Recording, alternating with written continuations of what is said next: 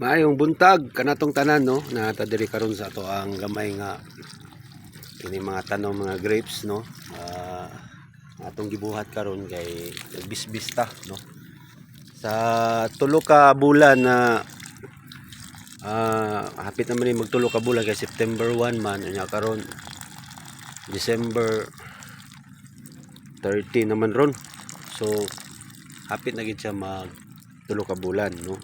January 1 mo na mga tulo ka bulan na. So kani ngani ka taas na grapes no,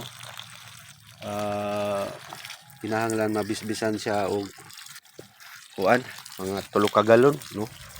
Kung sa yuta pa na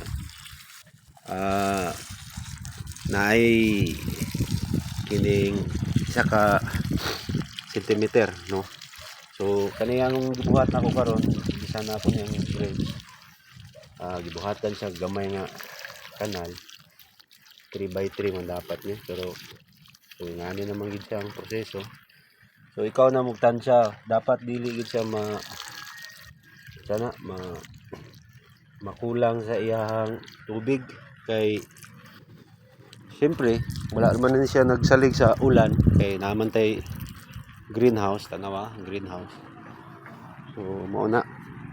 So manual lang ato ang pagbisbis diri no. Manual lang ato ang pag watering sa grapes no. So mao ni ang nahitabo karon no. So tansahon nimo nga ubay-ubay na gid iyang ma-consume nga tubig no. So mao ni nga ato ang gamay nga grapes. Buhon open na nako ni sa tanan sa public kung pwede na diri makasuroy kay wa pa man pud ni ulat pa man tag mga isa ka tuig lagi bago nato ni full blast gyud nga pruning nawa mo ni ato ang kuan pag watering. So na ako ipakita sa inyo diri mga pasiuna nga dili pa man gyud siya bunga lang gyud no. So mao ni mga pasiuna nga bunga diri no. Ani dili pa man gyud ni mga early si tawag ani nakalimot ko, early stage pa sa iya ni bunga na siya.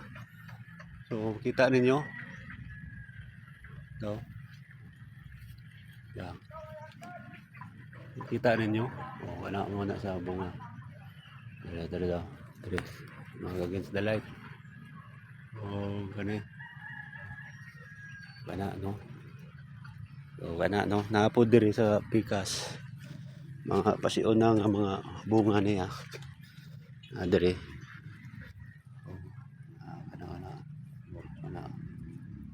Kita ninyo ana.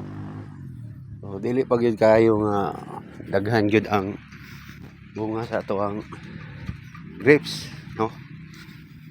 So kana medyo na kani nga ko ang grapes namang gyud siya sa taas-taas nga banda sa kung sa formada sa yuta no. Dili siya na elevated siya no. Ay ang uban ng mga nahimong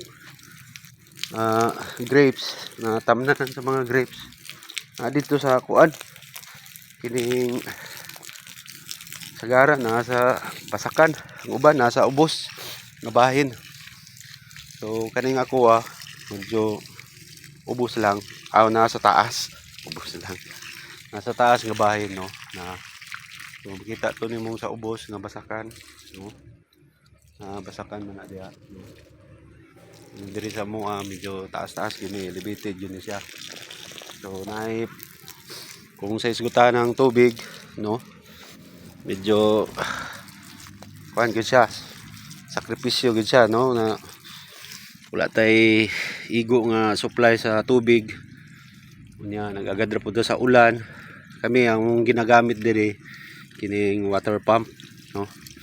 Ana may pump deep well mo ana deep well gyud amo ang ginagamit diri. So gasto siya sa kuryente ana nya ana kay sugod ka sa dili kinahanglan magini mo ning diligan ning ato ang grapes kay kung dili siya diligan himo siya ang kuan ang bansot siya tawagan ng bansot. So kung sa tao pa kuan siya abnormal o dili maayo yang pagtubo, dili maayo, dili siya himsog, kulang sa tubig. So sa tao pa lang daan gani kung magkulang kag tubig, di ba? So kana. So kadto lang no. Daghang kayong salamat og maayong buntag sa tanan.